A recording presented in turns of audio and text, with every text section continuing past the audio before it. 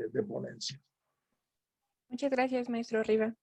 Pues bueno, nuevamente agradecemos al doctor Gerardo Ceballos por su presencia el día de hoy. Y bueno, tenemos la palabra en este momento a la doctora Lucero Montserrat Cuautle García, profesora e investigadora de la Facultad de Ciencias Biológicas. Hola, ¿qué tal? Muy bien, muy buen día a todos. Muchas gracias por acompañarnos este día tan especial en este marco del festejo del Día Mundial de la Biodiversidad. Me voy a permitir leer una reseña curricular del doctor Gerardo Ceballos. El doctor Gerardo es investigador titular de tiempo completo del Instituto de Ecología de la UNAM. Realizó su licenciatura en Biología en la Universidad Autónoma Metropolitana. Posteriormente llevó sus estudios de maestría en la Universidad de Gales y recibió su doctorado en la Universidad de Arizona, Tucson. Sus intereses académicos incluyen la ecología animal, la biogeografía y la conservación de la naturaleza. Es miembro de varias sociedades científicas como la Academia Mexicana de las Ciencias, la Asociación Americana de Ecología y la Asociación Mexicana de Mastozoología. Es miembro del Sistema Nacional de Investigadores Nivel 3.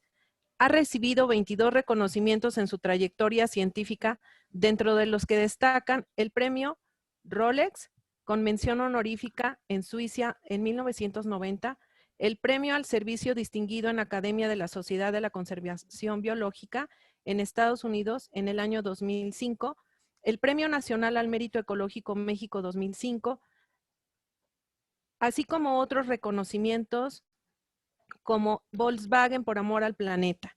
Ha publicado una producción científica muy importante para nuestro país, pero también para el mundo. Abarca más de 3,000 artículos científicos y de divulgación y más de 28 libros hasta el momento. Entre las mejores revistas donde él ha publicado se encuentran Science, Ecology, Conservation Biology, y algunos títulos de sus libros más importantes se encuentran Las aves de México en peligro de extinción, Animales de México en peligro de extinción, Los mamíferos silvestres de México, entre otros. Ha llevado a cabo proyectos tan importantes de conservación dirigidos a la protección de especies y ecosistemas, entre los que destacan la creación de la Reserva de la Biosfera Chamela-Cuixmala, el área de protección de flora y fauna Ciénegas de Lerma, la creación de la Reserva de la Biosfera Calakmul y la propuesta y creación de la Reserva de la Biosfera Llanos. En general, una persona no solamente con una gran trayectoria, sino con una gran calidad humana. Para mí es un honor tenerlo el día de hoy como invitado. Muchas gracias, doctor Gerardo, por aceptar esta invitación. A continuación, le cedo la palabra para iniciar con su ponencia. Muchas gracias. Déjenme compartir pantalla. Me dicen si está compartiendo, por favor. Ya está, doctor. Perfecto. Bueno, el día de hoy voy a hablarles sobre la extinción de especies y el futuro de la humanidad. Quiero antes que nada decirles que este tema es un tema complicado, es un tema difícil, porque es un tema muy grave, por un lado, pero por otro lado quiero decirles que mi mensaje es un mensaje que debemos tomar como un mensaje de optimismo. Eso es lo que quisiera que nos lleváramos. Por un lado, entender la gravedad del tema, por otro lado, un mensaje de optimismo. Ese es mi libro que se llamaba Annihilation of Nature. Fue publicado por la Universidad Johns Hopkins Press en Estados Unidos hace 3 o 4 años y acaba de salir por ya la traducción en español por editorial Océano, y es un libro que sintetiza esta plática que voy a dar el día de hoy, por si les interesa. Bueno, mi profundo agradecimiento por estar aquí con ustedes. Esta invitación para mí un gran honor. Muchas gracias. Y muchas gracias a Lucero Cuautle y a todos ustedes en esta importante universidad. Es un gran honor para mí. Hablaba hace un momento fuera del aire con mis colegas y con los directivos de la universidad, en donde hablábamos que la situación de la conservación es una situación que requiere que usemos los científicos la ciencia para dirigirnos. Muchas veces nos vamos por la parte filosófica, no que comer carne nadie, o por la parte política, yo apoyo a la 4T o no apoyo a la 4T, y eso son posiciones correctas, pero no son posiciones científicas.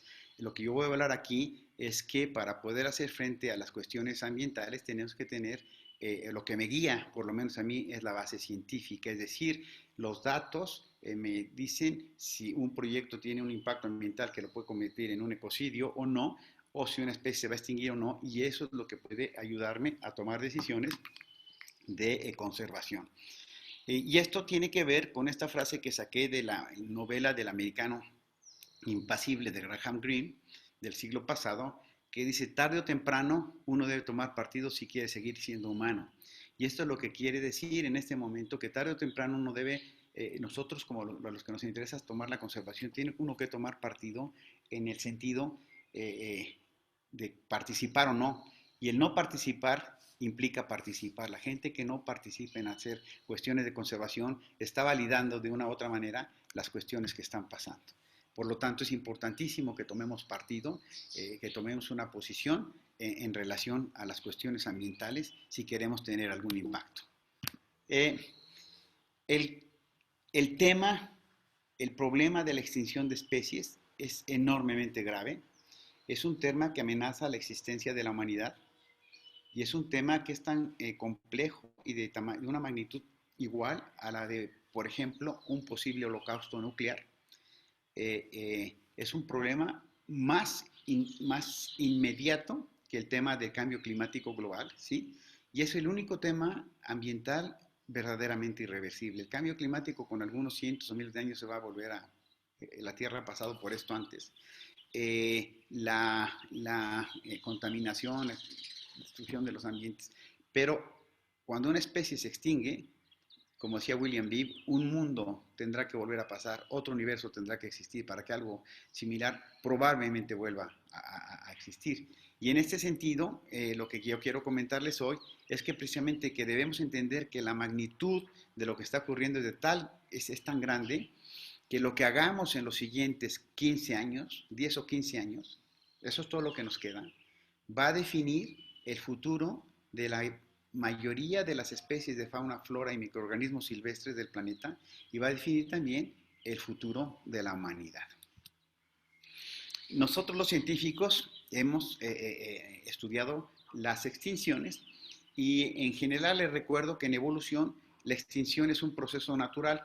Tenemos especiación, tenemos extinciones y en general, como vemos en esta curva, lo que ha pasado es que siempre la especiación, o sea, la generación por evolución de nuevas especies, ha superado los procesos de extinción y por eso vemos en esta gráfica, aquí vemos en los últimos 700 millones de años, aquí tenemos el número de familias de animales y lo que vemos es que ha ido en aumento.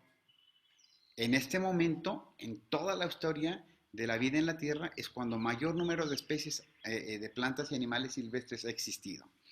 Eso por un lado.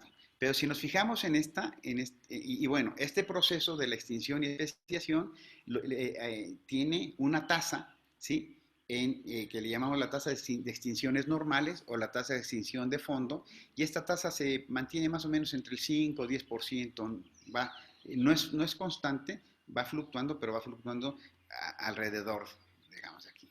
Sin embargo, lo que vemos aquí es que en 5 ocasiones en la historia de la humanidad, pero en la historia de los últimos 700 millones de años, ha habido 5 extinciones que le hemos llamado masivas. Las extinciones masivas tienen 3 características en común. La primera, si se fijan aquí, es que el 70% más de las especies vivientes se extinguieron. 1. 2. El tiempo geológico fue muy rápido a la extinción, en cientos de miles o millones de años. Y 3, fue causada por una catástrofe natural. La mayoría de ellas fue por cambios climáticos asociados a vulcanismo, etc.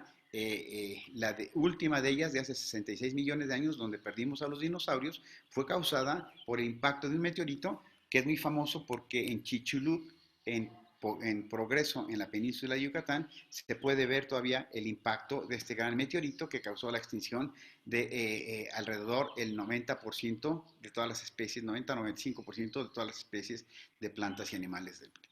Es decir, hay una tasa de extinción natural que es lo que promueve la evolución de las especies, y hay una tasa de extinción 5 veces masiva que ha sido causada por catástrofes.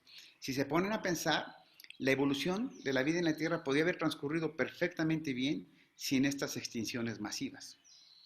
Muy bien. ¿Qué ha pasado? Bueno, con mis colegas de la Universidad de Stanford, hace algunos años estaba platicando con Paul Ehrlich sobre esto y nos preguntábamos si la extinción de las especies sería, la tasa de extinción actual sería similar a la que ha ocurrido en tiempos normales en los últimos millones de años, o bien estaría muy elevada. Si fuera muy elevada, podríamos pensar que estábamos entrando en la quinta extinción masiva, en la sexta extinción masiva, perdón.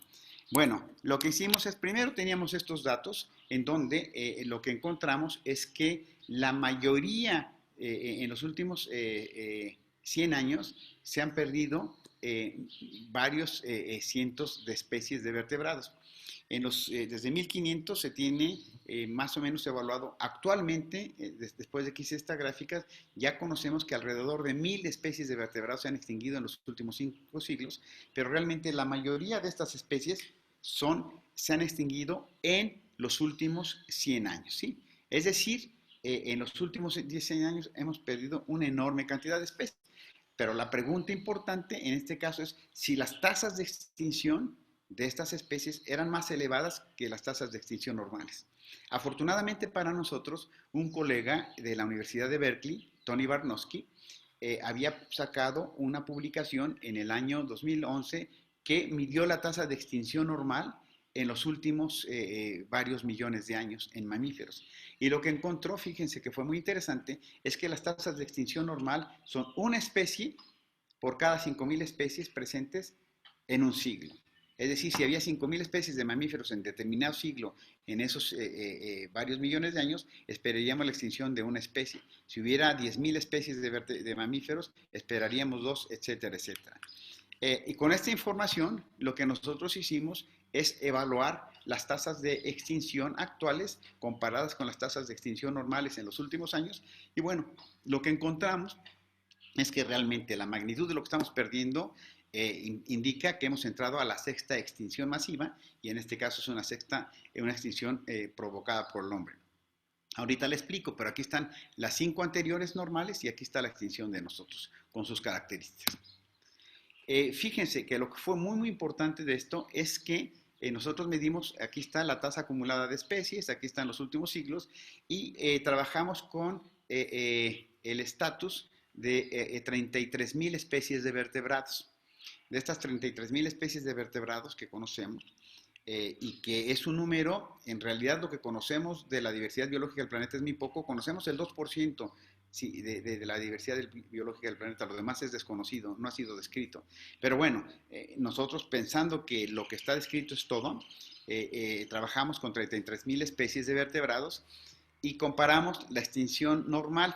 Si se fijan aquí en esta gráfica, esa es la extinción normal. Si tuviéramos la tasa acumulada de especies en todos los vertebrados, en 33.000 especies, la línea de extinción de estas especies tendría que estar abajo de estos puntitos. Lo que es claro, es clarísimo, es que fue mucho más alta. Mamíferos, aves, otros vertebrados y todos los vertebrados tienen tasas de extinción mucho más altas que la tasa de extinción normal. ¿Esto qué quiere decir? Que realmente la tasa es muy elevada, y elevada es muy elevada, como voy a indicarlo en un momento, y entonces esto nos ha llevado a definir de manera bastante seria que estamos entrando a la sexta extinción masiva. Cuando publicamos el trabajo nos dijeron los colegas, muchos colegas, que estaba muy bien, pero que esto aplicaba a vertebrados, que no pasaba lo mismo con plantas y con invertebrados. Después de este trabajo, que se publicó en 2015, ha sido una cantidad de información, cientos de artículos que demuestran que las tasas de extinción en invertebrados, en plantas, son iguales o inclusive mucho mayores que las que hemos encontrado en vertebrados. Y aquí hay una cosa que quisiera comentarles y enseñarles. En esta parte de la gráfica de la derecha, lo que encontramos es la población humana en miles de millones de personas y al lado la curva acumulada de especies, y lo que indica que es básicamente una relación perfecta de 0.0999%, 0.099, y esto lo que quiere indicar, lo que nos indica es que hay una gran relación entre la extinción de especies y los humanos. Es decir, la causa de esta extinción es básicamente una extinción humana, no es una extinción natural. Lo que encontramos es que las especies de vertebrados que se perdieron en los últimos 100 años deberían haberse perdido en 10.000 años. Es decir, fíjense, las tasas de extinción de especies perdidas en los últimos 100 años deberían haberse perdido en 10.000 años. Perdimos cada año en el último siglo el mismo número de especies que se habían perdido en 100 años en los últimos millones de años. Las tasas de extinción actual son 100 veces o más rápida. En algunos grupos es hasta 1000 veces más rápido. Y cuando hablamos de este tipo de números, por ejemplo, nuestros nuevos datos indican que la tasa de extinción, que los que se extinguió en 100 años debía haberse extinguido en 70.000 años. Pero hablemos de esto de 10.000 años. 10.000 años, hace 10.000 años, son números tan grandes que pierden sentido, son difíciles de imaginar qué implica esto. Hace 10.000 años no había agricultura, hace 10.000 años no había ningún poblado, hace 10.000 años los seres humanos no había seres humanos sedentarios. Entonces teníamos que migrar siguiendo el alimento. Entonces, lo que ha ocurrido, y en términos geológicos esa tasa de extinción es momentánea. Las otras extinciones ocurrieron en cientos de miles o millones de años. Esta extinción está ocurriendo primero en pocos siglos, pero actualmente realmente el impacto mayor ha sido en los últimos 60 o 70 años. Y el impacto está acumulándose en cuestión de años. Es decir, en términos geológicos es una extinción instantánea. ¿Y esto qué quiere decir? Que es imposible que las especies tengan la capacidad de adaptarse, de evolucionar, porque el cambio es demasiado rápido. Ahora, una vez que nosotros trabajamos con esto, nos dimos cuenta de que enfatizar todo en la extinción de poblaciones minimizaba el impacto o la magnitud del problema, porque realmente estamos perdiendo muchísimas poblaciones y las poblaciones son el preludio de la extinción de especies. Y bueno, y en realidad, por ejemplo, los jaguares pueden no extinguirse en todo el planeta y quedar poblaciones de jaguares en Brasil al final, digamos, de los próximos 30 o 40 años, pero si se perdieron en México o en El Salvador o en Bolivia o en otros países, su extinción local es como si fuera una extinción total, porque al perderse la población local, estamos perdiendo los procesos ambientales, los procesos, la estructura y función de los ecosistemas que nos proporcionan los servicios ambientales. Y voy a abundar un poco más de esto en unos minutos. Bueno, en términos de la extinción de las poblaciones, los datos son realmente muy fuertes. Hemos perdido el 70% de todos los animales silvestres desde 1970 a la fecha. Esta es una fotografía de una manada que tenía entre 20 y 30 mil elefantes en Kenia, que fue fotografiada en 1960. 1960 fue hace muy poquitos años, realmente. Las manadas más grandes de elefantes que quedan son de 100 o 200 animales. Aquí estamos hablando que había concentraciones de 30.000 elefantes o más. Imagínense ver esto, ya no existe. Imagínense el impacto que tenían estos animales en su ambiente, con todos los beneficios que se tenían estos para que funcionara correctamente. Imágenes como estas son ya imágenes de la historia, pero son imágenes de la historia que muchos de nosotros ya habíamos nacido cuando se tomaron estas fotos en 1968, 1970. Esto es lo que está pasando actualmente. O bueno, se matan los elefantes para sacarles el marfil. Y bueno, se mata un elefante cada media hora de manera ilegal. A pesar de que ha habido ya una prohibición en China, que era el principal consumidor de marfil, a pesar de eso, se mata un elefante cada media hora.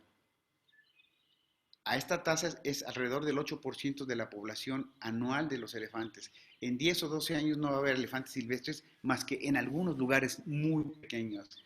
Pero el impacto que tenía en la función de lo que estamos va a haberse perdido. Esta es una fotografía, tomadas son cráneos de bisontes. Esta fue la última gran manada de bisontes, 250,000 bisontes, entre Oklahoma, Texas, esa región de Estados Unidos. Unos de los legisladores de Estados Unidos querían hacer una área protegida y avanzó mucho, pero llegó un general y dijo que se mantenían se mantenían los bisontes, no iban a poder conquistar esas tierras y aniquilar a los indios, porque los indios básicamente subsistían de los bisontes para pieles, para comida, para grasa, etcétera. Y logró convencer a los legisladores en Estados Unidos de que no solamente debían protegerse, debían exterminarse. En 2 inviernos, entre 1875 y 1876, se mataron 250,000 bisontes en esta carnicería, y básicamente al final de esto los bisontes estaban prácticamente extintos. En términos, ¿cómo podemos plasmar esto en términos de la distribución de la biomasa animal en el planeta? Fíjense que esto es increíblemente terrible, porque el 60% de toda la biomasa animal del planeta son animales domésticos, ¿sí? El 60%. Otro 36% somos los humanos, y solamente el 4% de la biomasa está distribuida en todos los animales silvestres. Es decir, el 4% incluye a las 11,000 especies de aves, incluye a las 6,000 especies de mamíferos, incluye a los 6,000 o 7,000 especies de reptiles, de anfibios, a las plantas, a los invertebrados, a los microorganismos, etcétera, etcétera. Es decir, hemos acaparado el espacio y hemos acaparado la energía de los ecosistemas, y después nos sorprendemos de que haya tan poca fauna, tan poca flora, que estemos enfrentando problemas tan graves como los que estamos enfrentando, ¿sí? Bueno, ¿cuáles son las causas de esta gran tragedia? Entonces, espero que haya podido mostrarles que estamos perdiendo especies a una tasa mucho mayor de la que se extinguió en los últimos millones de años, y hemos entrado a la 6ª extinción masiva.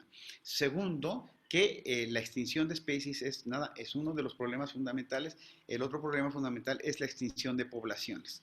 Y la extinción de poblaciones es el preludio, por un lado, de la extinción de especies, pero es el preludio, por otro lado, de la pérdida de los servicios ambientales. Sin servicios ambientales no hay posibilidad de que haya vida en la Tierra. ¿Qué está causando todo esto? Bueno, para los biólogos y para la mayoría de nosotros nos resulta sorprendente que esto está causando por varias causas. Hay una ecuación que se llama la ecuación IPAT, en donde quiere decir que el impacto es la multiplicación del tamaño de la población humana por el consumo, ¿sí? Y por la tecnología que usamos. Es decir, entre más población hay, más impacto hay. Entre más consumo hay, más impacto hay. Y entre tecnologías más ineficientes que usemos, más impacto hay. En este momento en el país, en México, estamos entrando en el que el gobierno federal ha decidido que los monopolios de Pemex y de la compañía eléctrica deben mantenerse. Independientemente si esto es correcto en términos políticos o económicos, es enormemente incorrecto en términos ambientales. México es uno de los pocos países que está girando a tener, otra vez, usar carbono. Estamos usando carbón, ¿sí? Porque uno de los líderes que está en el Senado, que es Napoleón Urrutia, maneja los sindicatos de los mineros. Y en esto es muy importante el carbón. Estamos regresando al monopolio de las gasolinas de Pemex, que es enormemente ineficiente, y que en este momento debemos estar migrando a otros tipos de esto. Esto, independientemente de nuestra posición política o filosófica, lo que en términos ambientales y en términos científicos es enormemente incorrecto, porque estamos virando hacia lugares, hacia políticas que fueron correctas en los años 70. Las implicaciones que puede tener esto para México son grandes, bastante grandes. A nivel mundial no son tan grandes porque México aporta menos del 1% de los gases de invernadero, pero sí demuestran, es una muy mala señal para el resto de los países en desarrollo, que un país tan importante como México, que un país que había tenido el liderazgo en inversiones de energías verdes en los últimos años, esté virando de esta manera a políticas que son anacrónica, ¿sí? Y bueno, y aquí lo vemos entonces, el impacto es la multiplicación del tamaño de la población por el consumo y por las tecnologías. ¿Qué tenemos que hacer? Bueno, primero, reducir el tamaño de la población. No hay, que yo conozca, ningún país en el mundo en este momento que tenga una política de población explícita. En México, en los años 70, tuvimos una política, en los 70, una política de población explícita que logró que el país casi se estabilizara. México y Nigeria tuvieron las tasas de población de las más altas del mundo en la segunda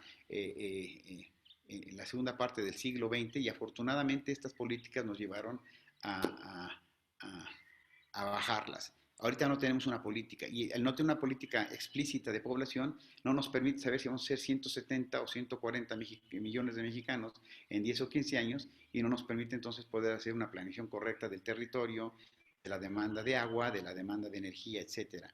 Si el país tuviera una política así, podríamos saber que en el momento que llevamos a 140 millones de mexicanos, por decir algo, en ese momento, en lugar de tener que tener infraestructura nueva, más carreteras, más trenes, más hospitales, más escuelas, podíamos, en lugar de tener más cantidad, podríamos tener más calidad. En términos del consumo, bueno, ya llegaré a hablar eso en un momento. En términos para nosotros, en la crisis de la extinción, sabemos que la pérdida del hábitat es gravísima.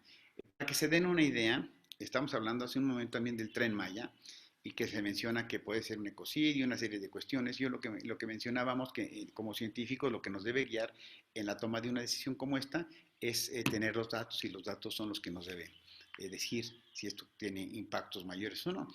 Cuando evaluamos lo que ha ocurrido en la península de Yucatán, en la península de Yucatán se perdieron 1.800.000 hectáreas de selvas en los últimos 20 años. Con o sin tren, esto ya es una catástrofe. ¿Y qué la está causando? Básicamente el desarrollo agrícola y ganadero, y en un tercer lugar bastante lejano, el desarrollo de infraestructura urbana. A nivel mundial, por ejemplo, el 90% de las selvas del sureste de Asia se perdieron en los últimos 20 años también. Y así está. Si se fijan aquí, Borneo, en esta gráfica fue del año 2005, Borneo tenía todas sus selvas casi, prácticamente no existen. Y lo que vemos aquí es el área cultivada en café, y en área clarita las áreas que no están cultivadas o pastoreadas básicamente, cultivos, perdón. Pero lo que vemos, diría uno, bueno, hay muchas áreas en el planeta que pueden cultivarse. Pues básicamente no, porque aquí es muy frío, aquí es muy seco, y aquí son las zonas tropicales que tienen suelos muy pequeños que no son propicias para eso. Es decir, la pérdida de la vegetación, de los ambientes naturales, es uno de los problemas fundamentales, ¿sí? Después, la explotación. Estas son las causas que están haciendo ya de una manera muy sintética qué está pasando con la pérdida de la fauna en el planeta. Son la explotación, que es la cacería y las pesquerías, la degradación del hábitat, la pérdida del hábitat, del cambio climático, las especies invasoras, la contaminación y toxificación, y las enfermedades. En este momento, una de las cosas que he mencionado, que digo, es que existe la capacidad, al ir perdiendo las condiciones que tiene la Tierra, y por nuestras acciones, al perder especies, al perder ecosistemas, estamos cambiando la capacidad de la Tierra de mantener vida en general y vida humana en particular. Quisiera mencionarme al impacto grave de, como mencioné esta gráfica, perdón, ¿qué hice? A ver si puedo regresarme, aquí está. El COVID, a pesar de que no sabemos si fue un murciélago o un pangolín, evidentemente el COVID-19 es una de 40 epidemias que, esta es una pandemia, pero ha habido otras 40 epidemias que tuvieron la capacidad de convertirse en pandemias y que afortunadamente se lograron parar a tiempo. Tienen que ver con dos cuestiones. La primera es, bueno, básicamente con tres. La primera es la destrucción de los ambientes naturales, y que estamos cada vez adentrándonos más a lugares donde no habíamos tenido contacto. Recordemos que en la naturaleza las plantas y los animales silvestres y el hombre, sus poblaciones se mantienen, básicamente una parte que mantiene a sus poblaciones reguladas son las enfermedades silvestres. En las zonas tropicales hay muchísimas enfermedades silvestres, muchas de ellas no conocidas, como el SARS-2, el COVID-19, y estas enfermedades brincan a los animales domésticos o al ser humano cuando destruimos los ambientes y ponemos nuestras granjas o nuestros animales están pastoreando en estos nuevos lugares, o cuando cazamos animales como chimpancés que en el Congo nos dieron el SIDA, nos transmitieron el SIDA o nos transmitieron el ébola. Yo mencionaba que en los últimos 40 años ha habido brotes de enfermedades peligrosísimas, la enfermedad de Lassa, la fiebre de Marburg, el hantavirus, la enfermedad de Lyme, en este caso el MERS, el SARS, etcétera, etcétera. Todas tienen que ver, por un lado, por la destrucción del hábitat y en segundo lugar, tienen que ver con el tráfico y la explotación ilegal de las especies.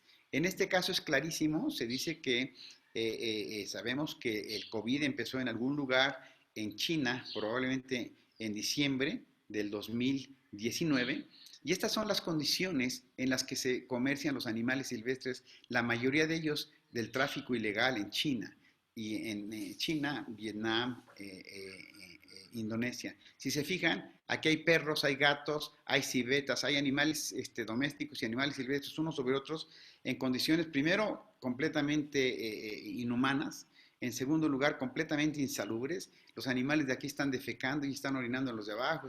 Y esta persona aquí, sin ninguna higiene, está comiendo con esto. Si se meten al internet y ponen mercados húmedos, wet market, van a encontrar muchísimos videos de las atrocidades como esta. Y se llaman wet market porque los animales son destazados allí, ¿sí? Si ven el piso está lleno de sangre y de agua, se cae la sangre, llegan, avientan agua y se limpia.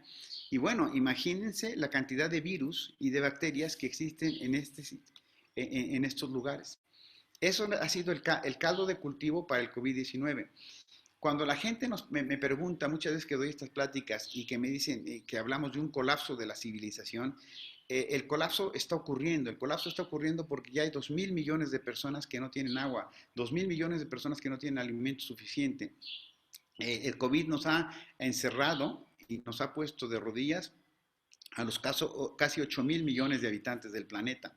Tuvimos la fortuna de que se desarrollaron las vacunas y que se logró contener, pero si hubiera tenido la mortalidad, por ejemplo, del ébola, se hubieran muerto el 80% de todos los enfermos.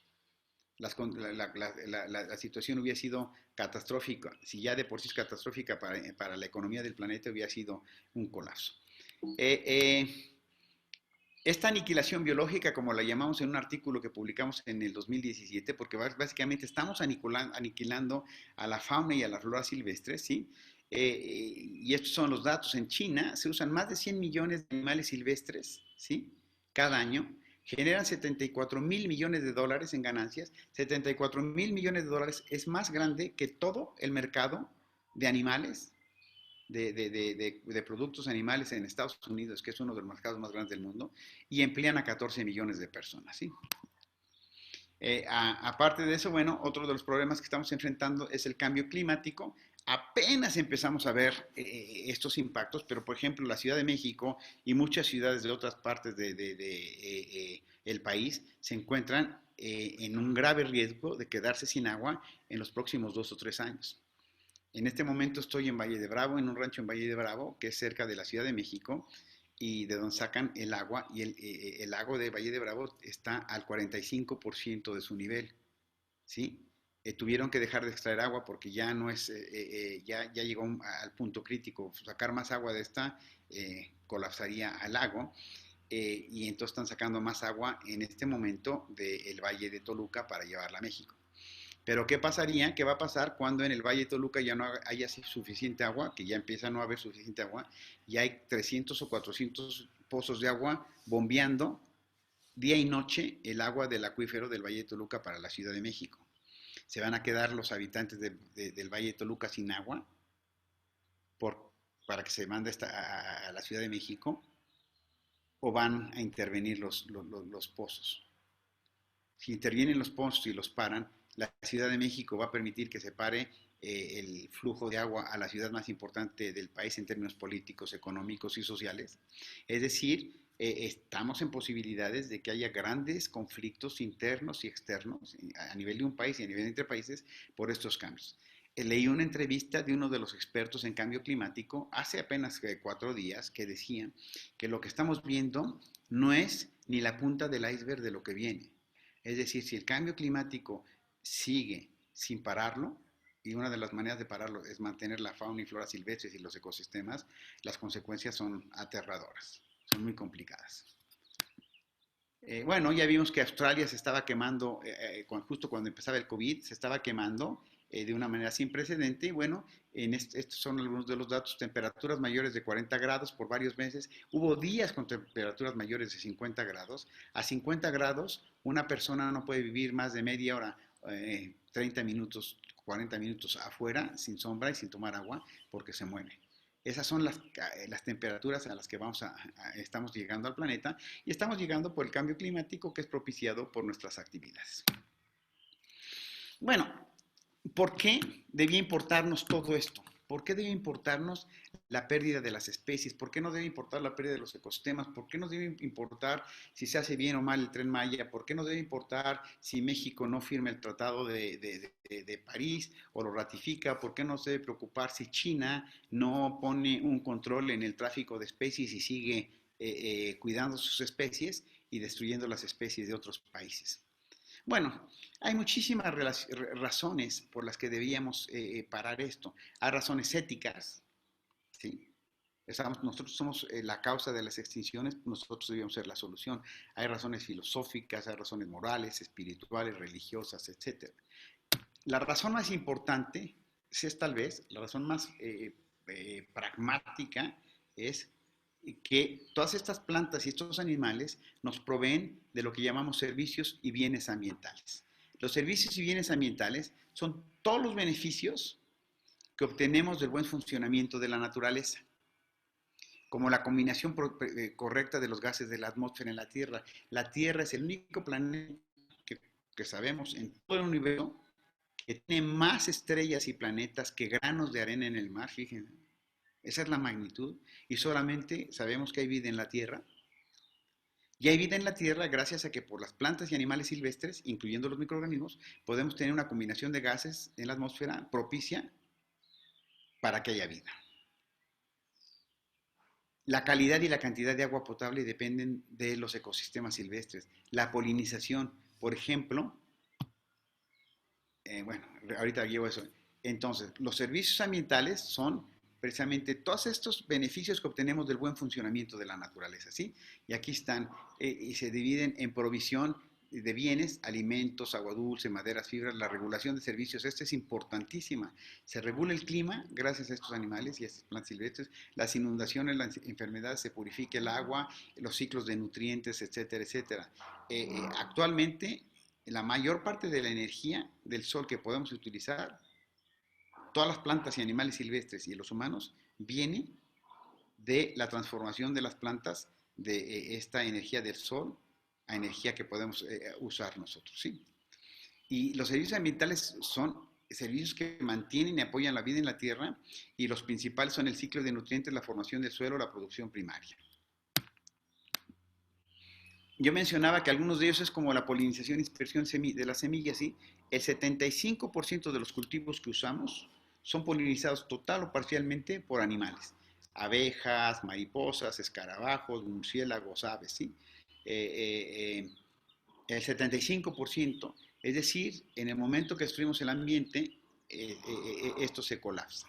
Una de las cuestiones importantes que hemos visto, que se ha visto, es, por ejemplo, en Costa Rica, donde hay cultivos de café asociados a fragmentos de selva, la producción es 40% más, porque están los polinizadores por un lado y también están los depredadores de las plagas por otro lado, que son muchos insectos.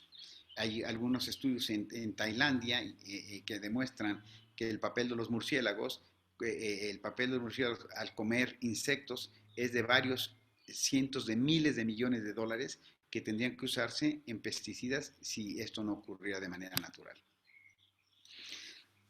Este es otro ejemplo de los servicios ambientales y lo que hacemos. Los manglares son fundamentales para, como zonas de cría y hábitat para peces adultos, para madera, para fijación de carbono y evitar la erosión, filtración de contaminantes y protección contra mareas y huracanes. Estos son los manglares y esta es su función, ¿sí? Sin embargo, ¿qué pasa? ¿Qué hacemos con los manglares? Pues los destruimos, llegamos, tiramos los manglares, los hacemos desarrollo, los hacemos acuacultura o los hacemos cultivo. Y después nos sorprende que llega un huracán y destruye Cancún, o que llega un huracán y hace pedazos las zonas costeras.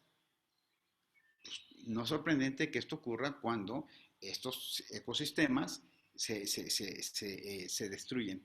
Hace algunos años hubo una iniciativa de 17 gobernadores y de algunos, muchos empresarios que querían destruir, que se permitiera la destrucción de los manglares en México para que pudieran ponerse los desarrollos.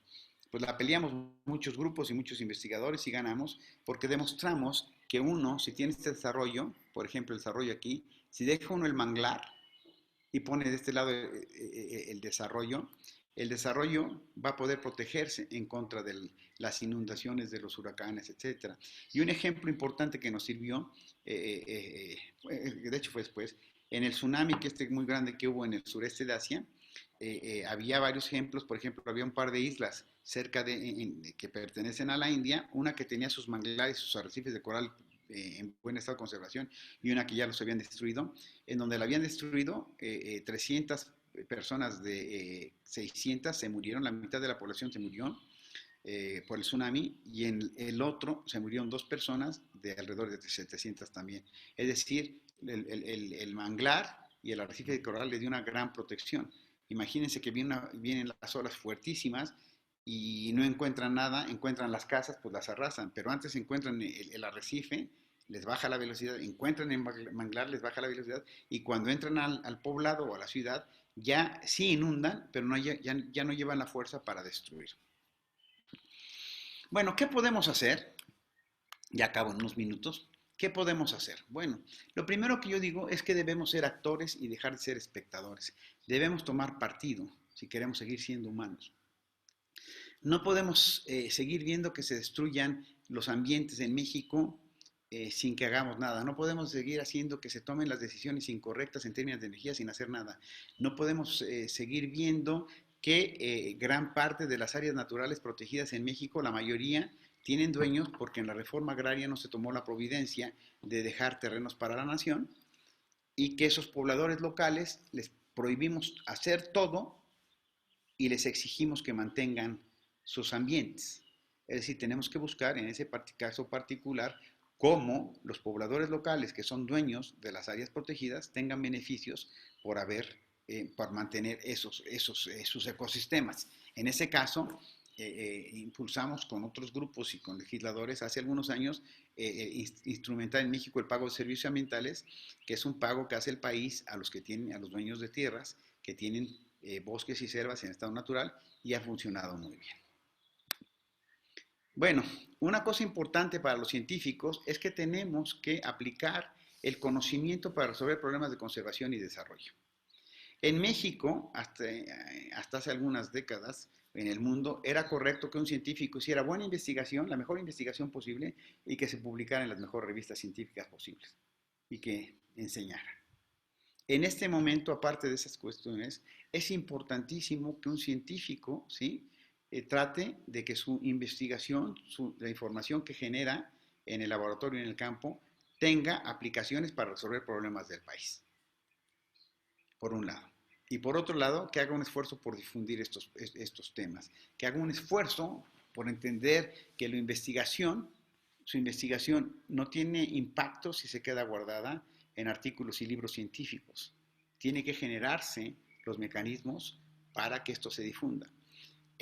Ahora esto se ha vuelto mucho más sencillo por las redes sociales por un lado, pero mucho más complicado porque las redes sociales están llenas de noticias falsas y están llenas en México y en el mundo. Se ha polarizado la sociedad de una manera sin precedente, en donde hay buenos y malos, y los buenos y malos son los que piensan como yo son buenos y los que no piensan como yo son malos, ¿sí?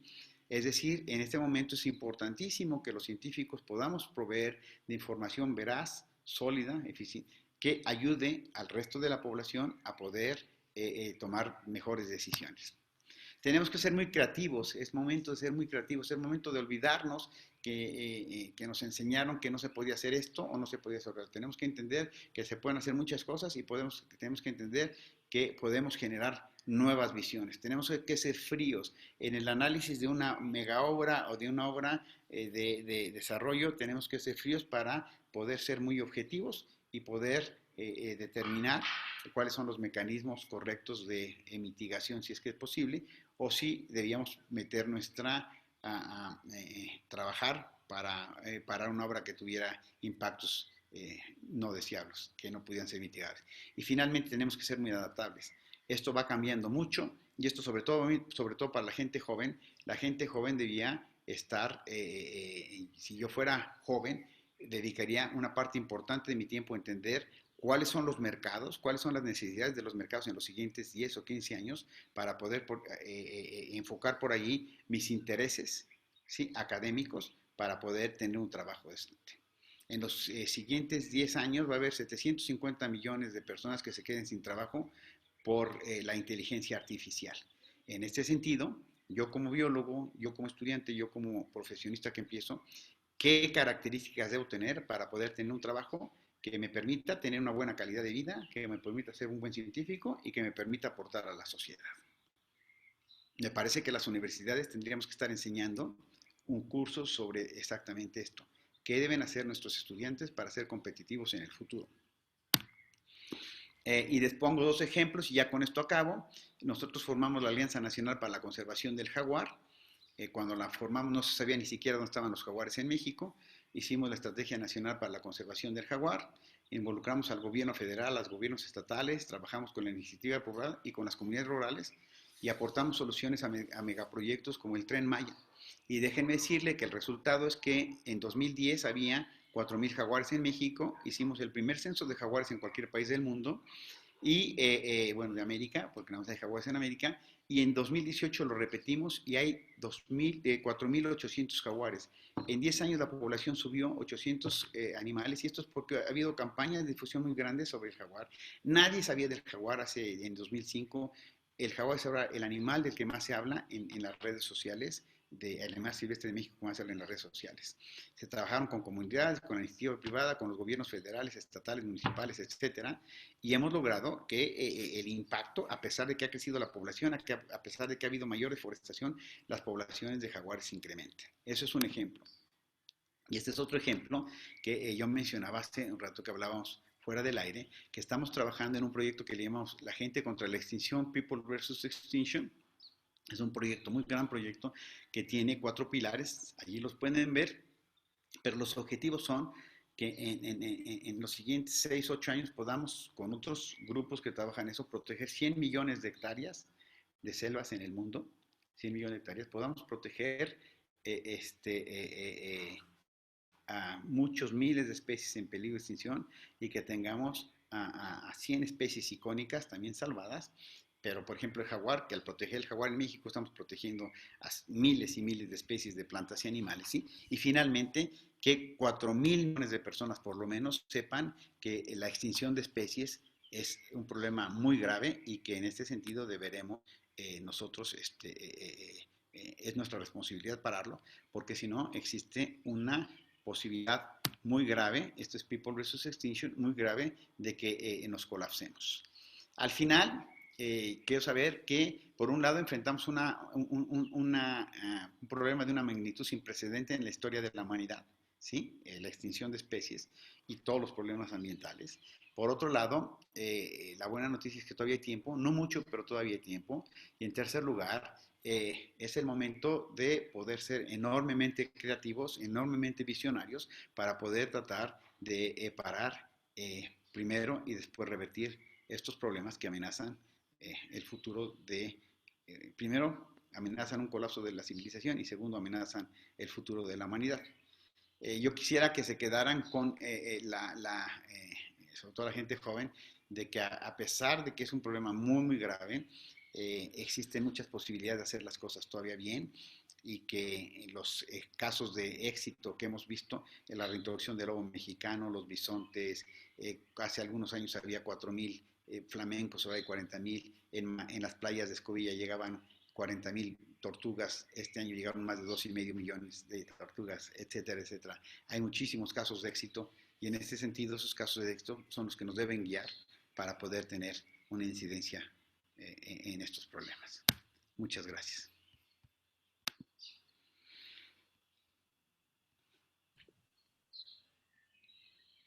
Muchas gracias, doctor Gerardo. Vamos a pasar con la sesión de preguntas. La estudiante Laura y la estudiante Vanessa van a iniciar con el control de la sesión de preguntas. Adelante.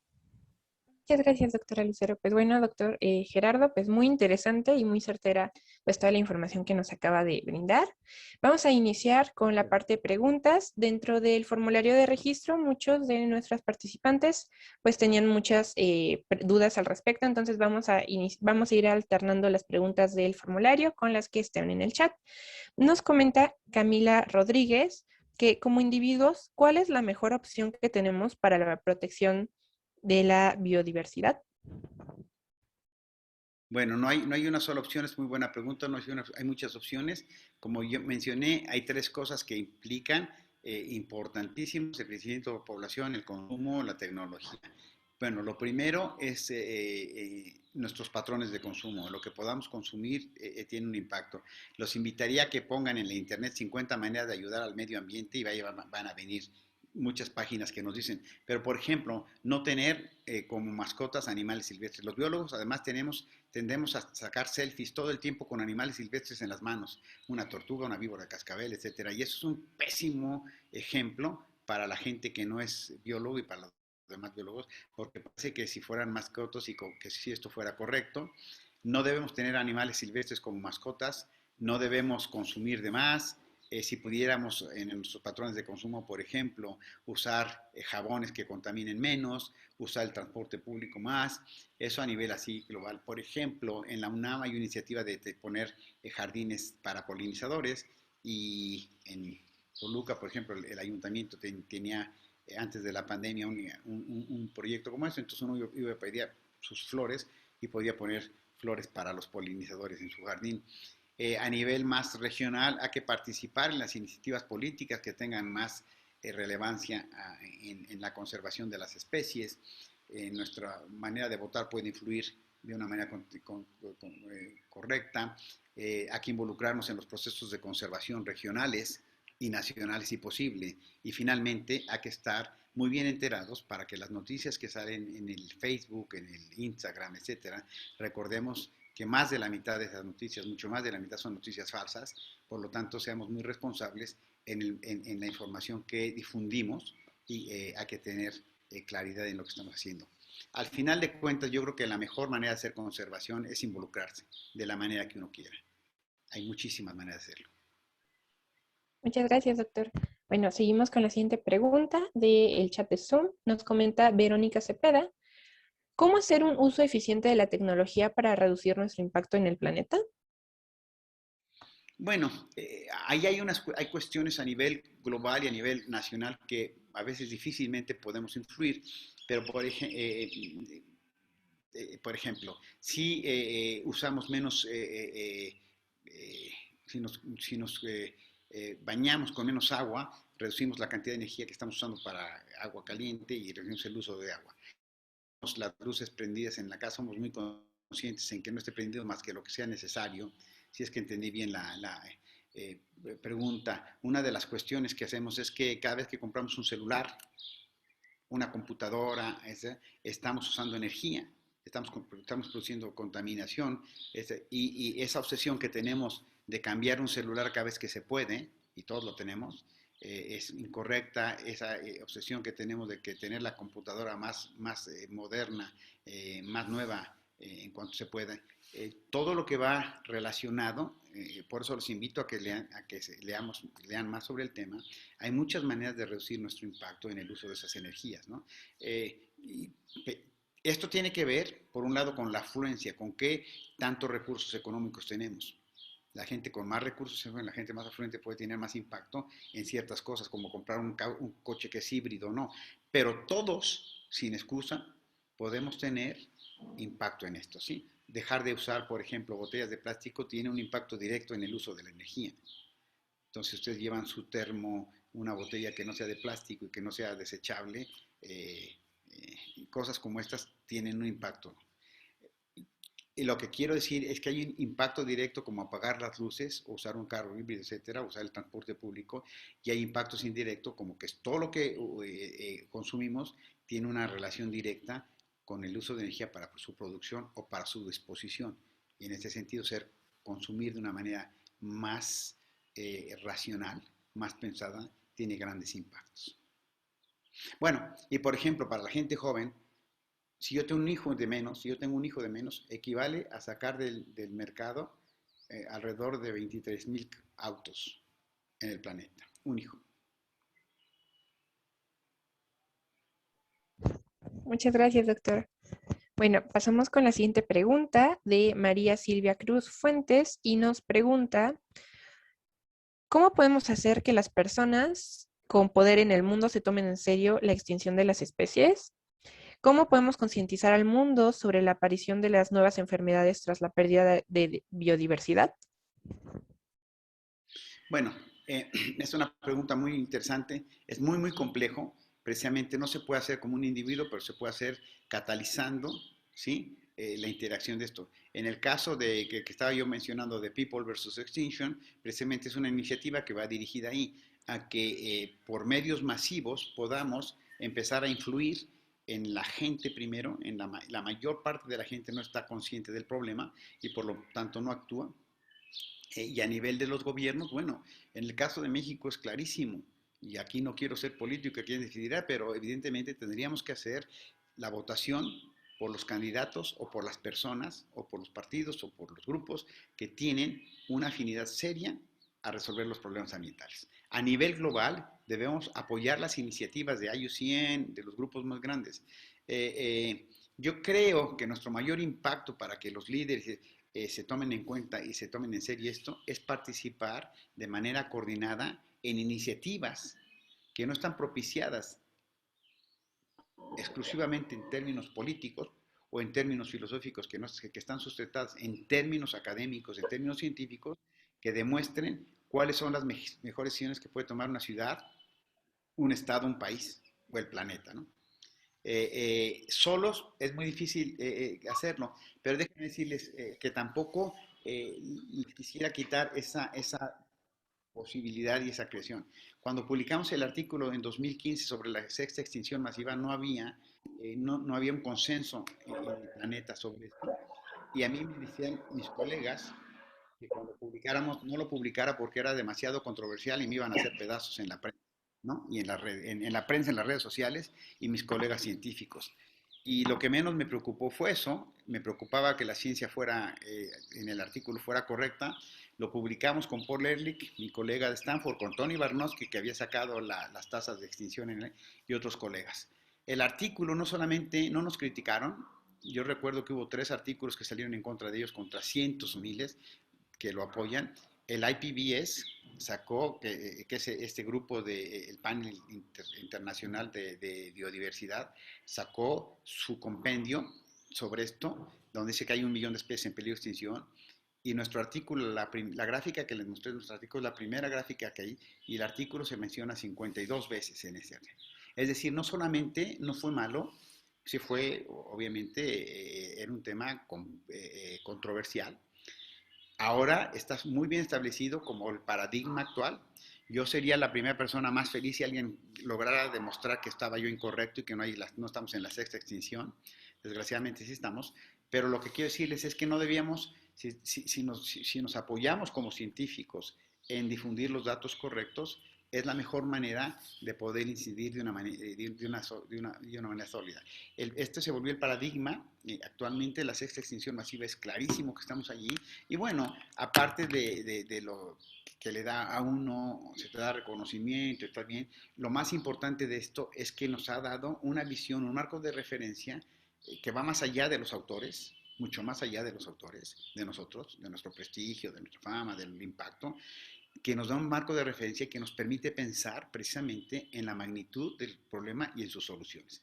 Es decir, yo lo que los convino es que se hacían muy creativos, platiquen, júntense, hablen con gente afín, lean mucho para que precisamente puedan ir generando estas ideas que pueden ir cambiando esta posición.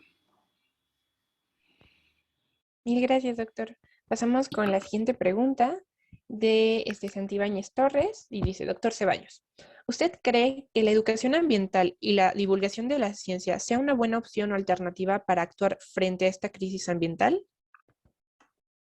No solamente lo creo, está muy probado en que existe, también es una muy buena pregunta. Es uno de muchos mecanismos que tenemos que tener buena ciencia, educación ambiental, es decir, son dos mecanismos que nos permiten llegar a mayor gente para educarla acerca del problema y para difundir el problema. Recuerdo lo que dijo un conservacionista senegalés hace ya algunos años, que decían, nadie puede proteger lo que no ama y nadie ama lo que no conoce.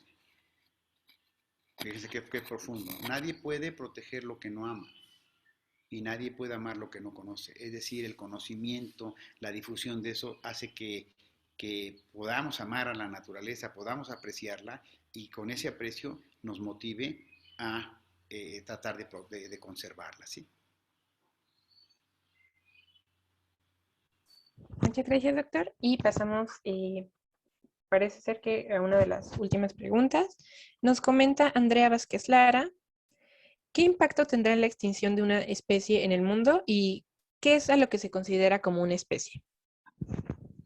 Bueno, lo de una especie es, hay varias definiciones. Yo lo que te invitaría es que la veas mejor en un diccionario, porque básicamente una especie en términos, o sea, la definición más sencilla son organismos que pueden cruzarse entre ellos y producir descendencia fértil, ¿no? Ese es como lo más global, aunque eso no aplica a bacterias y a otros grupos, pero en términos amplios eso es lo que podemos usar como una especie. Recordemos que todas estas clasificaciones son clasificaciones que hemos hecho los humanos, que son imperfectas porque la naturaleza tiene una variabilidad enorme, pero es muy útil hablar de especies como grupos de organismos que se pueden reproducir entre ellos y que producen descendencia fértil.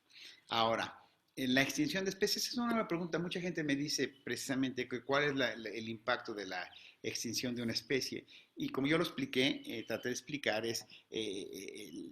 todas las especies juegan un papel en la estructura y función de los ecosistemas. Algunas tienen una función más relevante que otras. Pero si se ponen a pensar, por ejemplo, esta pared de atrás de mí está hecha de ladrillos, ¿no? Si yo quito un ladrillo, lo más seguro es que no se colapse la pared, pero va a empezar a funcionar menos bien. ¿Cuál es la función de la pared? Aislar a la casa del ruido, del frío, del polvo, de la lluvia, de los insectos, etcétera, etcétera.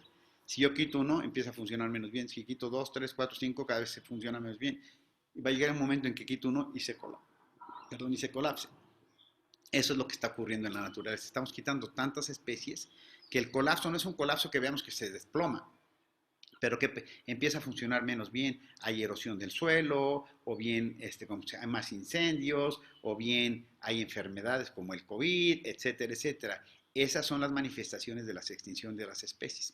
Y déjenme decirles que cuando alguien dice, y eso se los digo basado en mi mejor conocimiento científico, cuando alguien dice que una especie no tiene un papel, simple y sencillamente significa, aunque sea un científico, que no hemos estudiado esa especie en detalle. Les pongo rápido un ejemplo. Hace algunos años, en los años 90, empecé a estudiar los perros de las praderas. En ese momento se pensaba que era una especie plaga. Al final de nuestros estudios encontramos que las especies de las praderas eran una especie clave. Era una especie clave porque en el sur de Estados Unidos y en el norte de México, que es el límite de su distribución, en las zonas más áridas, si se pierden los perros de las praderas, se colapsa el ecosistema. Se pierden las praderas, invade el mezquital y se pierden muchísimas especies como los bisontes, los berrendos, etc. ¿Y quién pudiera pensar que viendo a los perros de las praderas pudieran tener un papel fundamental, tan fundamental, ¿no? Pues bueno, muchísimas gracias, doctor. Aún tenemos un poco más de preguntas, pero el tiempo se nos agotó. Entonces, agradecemos a nuestros participantes y a nuestras participantes por sus preguntas.